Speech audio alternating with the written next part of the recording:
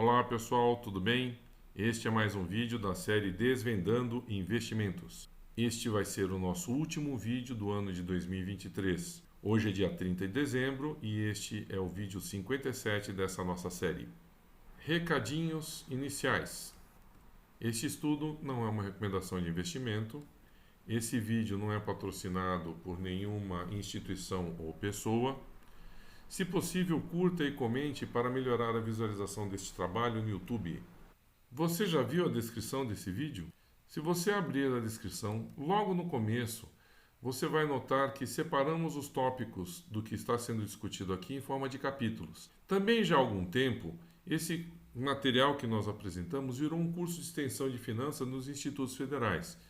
Esse treinamento, ele tem um período em que ele fica disponível e depois ele fecha. Isso ocorre semestralmente. O vídeo que explica esse procedimento pode ser encontrado nesse primeiro link que aparece aí. E os demais vídeos, desde o primeiro que nós montamos essa carteira pública até o atual, toda vez que eu faço uma nova gravação, eu acrescento na lista. Então você também pode, a partir de um determinado vídeo, localizar todos os demais e, de forma cronológica ou da forma que você julgar melhor, você pode navegar por todo o material que nós preparamos aqui. Estratégia da nossa carteira pública. Vamos recordar a estratégia da nossa carteira pública para o ano de 2024. Para diversificar, a nossa carteira está dividida em 50% em ações e 50% em fundos imobiliários, sendo que no mês de dezembro incluímos na parte de ações uma categoria chamada commodities. E na parte de fundos imobiliários, a B3 faz uma diferenciação chamando de fundos de investimento, incluímos fundos conhecidos como FIAGROS. Vamos olhar a carteira de ações. Na parte de bancos, nós já tínhamos o Banco do Brasil e agora incluímos o Banco Bradesco. Na parte de elétrica, nós tínhamos a Taesa e a CPFL. Retiramos a CPFL. Na parte de saneamento, nós tínhamos a Sanepar e acrescentamos agora a Copasa. Na parte de seguros, nós tínhamos a Caixa Seguridade e nesse mês iniciamos a parte de BB Seguridade. Na parte de telecomunicações, sempre tivemos a dobradinha TIM e Vivo. E acrescentamos em commodities ações da Vale e da Petrobras, dois dos papéis com maior valor na B3. Com essa visão, com esse panorama, no momento a carteira de ações está com R$ 50.907,11. Se olharmos o setor de bancos, a nossa meta na carteira 100K é aproximadamente R$ 8.400, mas nós estamos com R$ 9.017,11, um pouco acima, então não vamos mexer nessa carteira até atingirmos a categoria 100K. Já a parte de elétrica, a nossa carteira de elétrica, ela está na conformidade. A de saneamento, se fizermos a continha, também está um pouco acima da previsão. A carteira 100K pede R$ 8.400 e nós temos R$ 9.358,65. A parte de seguridade, em contrapartida, ela está um pouquinho abaixo. Enquanto a carteira a carteira 100K pede R$ 8.400, nós temos R$ 7.385,50, aproximadamente R$ 1.000 a menos. É uma área para podermos investir. A área de telecomunicações, como sempre, foi uma dobradinha. Eu já quebrei aí R$ 4.200 para cada um, para Vivo e para TIM, e nós temos um pouquinho menos, né? Então, na somatória, ela está abaixo, R$ 7.379,89, aproximadamente R$ 7.400, é como se eu precisasse de mais R$ 1.000 em telecomunicações. Então, na hora de investir, vamos colocar R$ 500 em TIM, R$ 500 em Vivo. E na parte de commodities, eu sem querer acabei aportando mais do que devia. Tem R$ 9.225,92 entre Petrobras e Vale, quando a nossa previsão era R$ 8.000. Então, a nossa carteira, na parte de ações, só tem duas partes meia deficitárias aí. Na carteira de fundos imobiliários, nós contemplamos várias áreas. O HGBS 11 é um fundo imobiliário da área de shopping. A parte de lajes, nós temos o HGRE 11. Na parte de logística, nós escolhemos o LVBI 11. Na parte de carteira de desenvolvimento, nós escolhemos o RPR 11. Na parte de varejo, escolhemos o RBV A11. Na parte de carteira de FOF, nós temos dois ativos, o HFOF e o KFOF. Na parte de CRI, nós temos o RDM 11. E na parte da carteira de agro, os FIAGROS, nós temos dois, o AGRX11 e o SNAG11, SNAG11. Se reparar, nós temos uma diversificação não apenas nas várias áreas de fundo imobiliário, mas também nas diferentes administradoras de fundos imobiliários. Olhando a nossa carteira atual de fundos imobiliários em comparação com a nossa meta da carteira 100K, na parte de fundos imobiliários nós temos R$ 43.382,90. Na parte de shopping, nós estamos um pouquinho deficitários, ou seja, a meta é ter R$ 6.250 e nós temos R$ 4.615. Na parte de lajes corporativas, nós temos um pouquinho a mais. Se a meta é 6.250, nós temos 6.789,63. Então é um papel que a gente não precisa mexer de imediato. Na área de logística, nós temos também deficitários. Então nós estamos com 4.596,93, enquanto nós precisávamos estar com 6.250. Na parte de desenvolvimento, 6.250 para 6.482, nós estamos um valor equivalente. Da mesma forma, o varejo, 6.250 para 6.245 é praticamente o mesmo valor. Na parte de fundos, nós temos um pouquinho a mais, 6.944,62, então não precisamos nos preocupar com esse ativo. Na parte de CRI, estamos mais ou menos equivalente, fundos de CRI, e na parte de agro, se nós fizermos a continha, esse sim está deficitário. Para essa nova fase, elaboramos essa planilha. Nessa parte, registramos a meta que nós estamos planejando alcançar em cada ativo. No caso, para essa carteira 100K, nós temos aí as porcentagens devidamente discriminadas.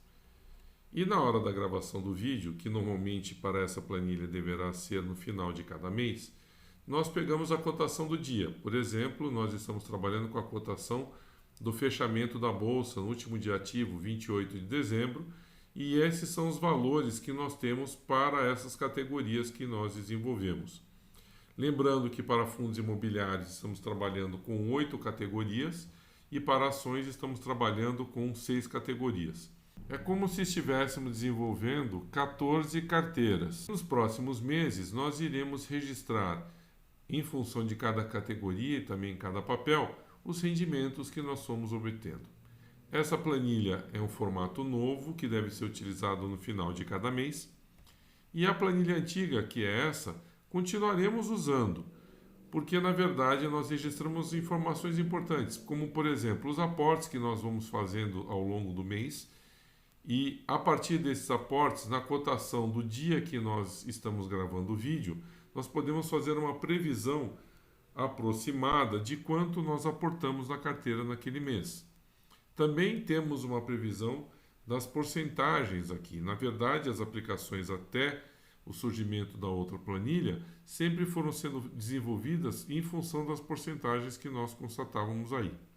Além disso, entre outras informações que ainda não aparecem aí, nós temos dados do tipo assim, em relação ao mês anterior, qual foi o desempenho do papel? Ele valorizou ou ele depreciou?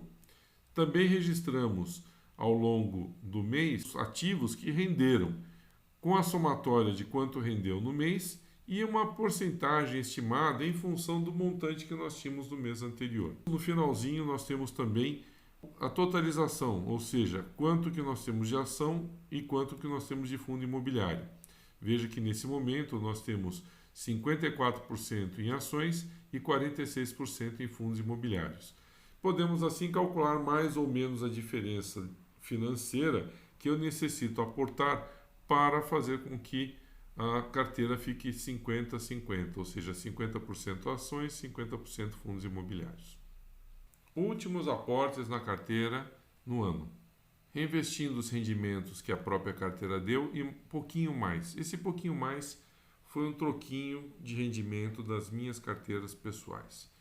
Então, no dia 19 de dezembro, compramos 13 ações de BB Seguridade, 16 cotas do Fiagro AGRX11 e o troquinho ainda deu para comprar uma açãozinha de Sanepar 4. Eis aí a ordem executada que nós fizemos no dia. Depois, no dia 27 de dezembro, houve mais algum rendimento e decidimos aportar só na carteira de agro. Ou seja, compramos 11 cotas do AGRX11 e 4 cotas do SNEG 11. Eis aí o resto das ordens executadas nesse dia. Se você olhar nos slides anteriores, eu usei exatamente a planilha que eu sempre controlei. Só que eu vou refazer esse vídeo porque entre 1º de janeiro e dia 10 de janeiro eu devo efetuar novos aportes. E aí a gente fecha a contagem do mês. Porque, na verdade, essa planilha eu fiz o controle do dia 10 de um mês até o dia 10 do outro mês. A nova planilha eu vou utilizar no último dia de cada mês, exatamente para fazer o controle, apurar os rendimentos que cada categoria, cada subcarteirinha teve. Como esse é o último vídeo do ano, seria interessante também darmos uma olhada qual foi o desempenho da carteira nesse ano de 2023. Os proventos que nós obtivemos, o BTG faz uma espécie de controle, sendo que 65%, quase 66%, foi resultado dos rendimentos de fundos imobiliários, no valor de R$ 3.446,70. Os outros 33,97%, 34% praticamente, vieram de ações, resultando o valor de R$ 1.776,69. Houve um pequeno resíduo que foi resultado de locação, de aluguel de ativos na minha carteira. Eu desativei esse procedimento para poder fazer as movimentações com os formulários STVM. Provavelmente no futuro eu irei reativar e devemos ter também algum rendimento, embora bem reduzido em relação às outras formas de rendimento da carteira. Então, dessa forma, em 2023, nós tivemos basicamente a receita de R$ 5.043,58, o que deu uma média de R$ 420,30 ao mês. Se nós olharmos a nossa distribuição de receita, em azul nós temos o que foi gerado a partir de fundos imobiliários e em laranjinha o que foi gerado a partir de ações. Repare que fundos imobiliários geraram receitas todos os meses com uma certa constância. Já ações nem todos os meses tiveram alguma receita significativa. E quando nós olhamos os papéis que mais tiveram um desempenho na nossa carteira, você vê em forma decrescente a relação deles aí, destacando o RDM 11, o RPR 11, o HGR 11 como os fundos que tiveram melhor desempenho. Mas na parte de ações, veja que o Banco do Brasil também está ali em 4º lugar. Provavelmente no próximo ano, com o nosso controle, nós também poderemos ter gráficos vendo ao longo do tempo como cada papel se desenvolveu melhor. As nossas metas para 2024 a partir de agora são as seguintes: rumo à carteira 100K e além. Muito bem. Primeira etapa é tentar equilibrar 50% a 50% entre ações e fundos imobiliários. Nós vimos que temos que aportar em fundos de shopping, fundos logísticos, os fiagros, nas ações de seguradoras e nas ações de telecomunicações. Então, após efetuar esses ajustes, nós devemos chegar na carteira 50% a 50%. Rever cada mini carteira, lembrando que cada categoria era como se fosse uma mini carteira. Então, nós temos 6 categorias de ações e 8 de fundos imobiliários. Dá para a gente fazer uma análise de uma ou duas dessas mini carteiras por mês. Cada segmento nós limitamos em 2 ativos. Eventualmente podemos até ter mais, mas no ano de 2024 vamos tentar trabalhar no máximo com 2 ativos em cada mini carteira. Se necessário, também poderemos efetuar permuta entre os ativos, ou seja, de repente alguma ação, algum fundo imobiliário perde a fundamentação, perde o desempenho, nós podemos até trocá-lo por um outro equivalente. E também vamos estudar os rendimentos por categoria, para ter uma ideia do que vai resultar cada um. Meus amigos, obrigado por assistir. Se gostou do vídeo, por favor, divulgue, curta, comenta. Até o nosso próximo encontro. Feliz Ano Novo, pessoal. Tchau!